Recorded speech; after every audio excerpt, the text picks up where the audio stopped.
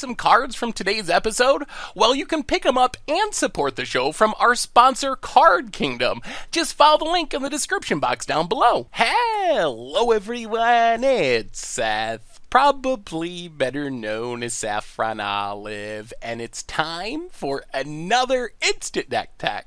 So as you know, Thursday means it's Fishbowl Thursday here in Instant Deck Tech land, and we have a pretty cool standard deck to look at today. This one comes to us from Verissima.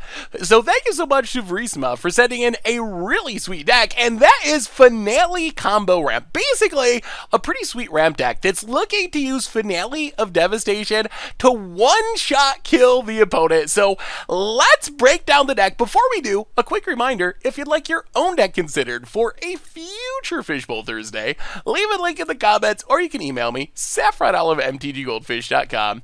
Anyway, let's talk some Finale Combo Ramp. So first off, step one of this deck is to ramp, and I gotta say, I really love how this ramp lines up. We've talked before about building ramp decks and thinking about what you're ramping into, and this deck has a really solid 1-3-5 ramp package. So in the 1-drop slot, we have Arboreal Grazer and Llanowar Elves. These are cards that theoretically get us from 1 mana on turn 1 to 3 mana on turn 2. Arboreal Grazer gives us a chump blocker that can shut down aggro creatures, lets us put a land into play from our hand. Llanowar just taps to add a mana. So let's say we play one of these on turn 1. Turn 2 we have 3 mana, which gets us to the next piece of our ramp plan. Elvish Rejuvenator comes into play, digs 5 deep, lets us put a land into play from among those cards. Grow from the Ashes, just kind of a rampant growth. We can kick it if we get up to 5 mana, which is a nice bonus. But on turn 2, if we ramp on turn 1, these cards get us +1 mana, so when we untap on turn 3, we're going to have 5 mana, and that is kind of the magical number of the deck, the 1-3-5 ramp plan,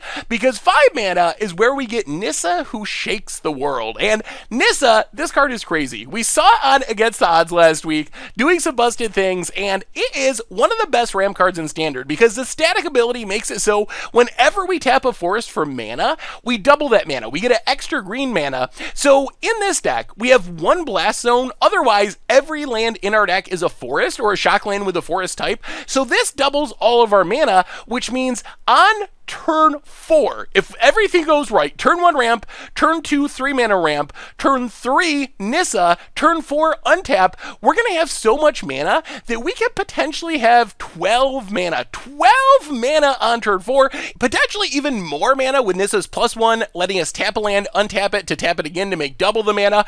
But why is getting to 12 mana so important? And that is because the one and only goal of this deck is to Finale of Devastation, people. Finale of Devastation, kind of like a Green Sun Zenith. You pay X and double green, search for a creature with that converted mana cost from your library or graveyard, or less converted mana cost.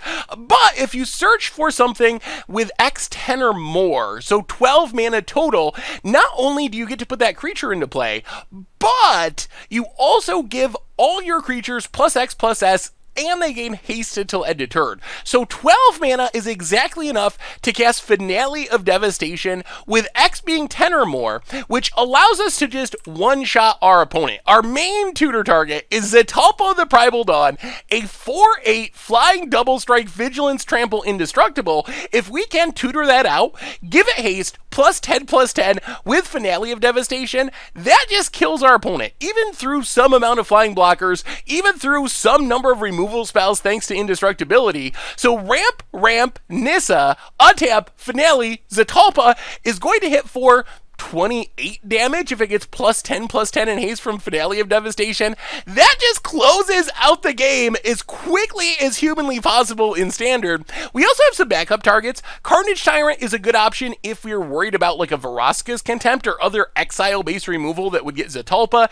It's not as easy to one-shot kill with because it doesn't have double strike, but still if we can get X up to like 13 on Finale of Devastation, Carnage Tyrant can be a 20 power hasty attacker. And then Block just another one of, and this one's mostly for the aggro matchups. It doesn't necessarily win us the game right away, similar to Carnage Tyrant, but gaining 7 life, pretty huge deal for playing against a deck like Mono Red. So that is essentially the plan of the deck. Ramp, Nissa, Finale, kill you in one shot. Otherwise, we got Vivian to churn through our deck, generate value. We can just ramp into Carnage Tyrants and Zetalpas and Pelakka Worms naturally. Bond of Flourishing, kind of the same, digs through our deck, hits a permanent, gains us a bit of life against aggro. aggro. Mana base wise, we talked about this a little bit. We got Blast Zones. Otherwise, Temple Garden, Stomping Ground, dual land, so we can technically cast Zetalpa. Red is important for the sideboard. Forest, all doubleable by our Nissa. Blast Zone, a bit of removal in the main deck. Speaking of the sideboard, we have a lot more lands. We get more Blast Zones, and since our deck ramps so much, we can get these up to a pretty high number of counters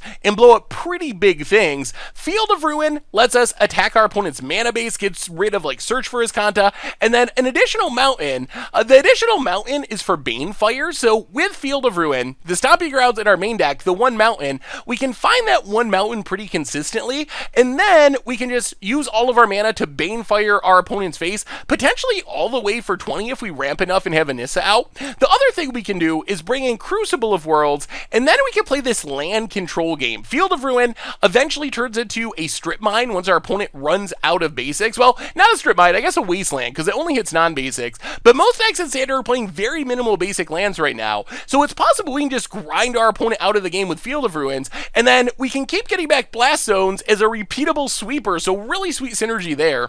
Otherwise, we got some creatures. Runic Armasaur.